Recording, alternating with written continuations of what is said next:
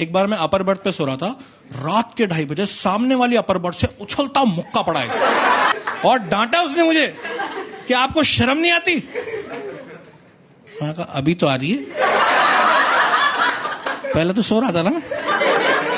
कहती इतनी तेज कोई लेता है, थोड़े कम लो आप। मैं कहा यहाँ वॉल्यूम कंट्रोल लगाया ना मेरे की कम। कहते आपको तो पैसेंजर ट्रेन में अलाउड ही होना चाहिए, आप मालगाड़ी में जाओ। मेरे पास कम बैक भी नहीं था यार।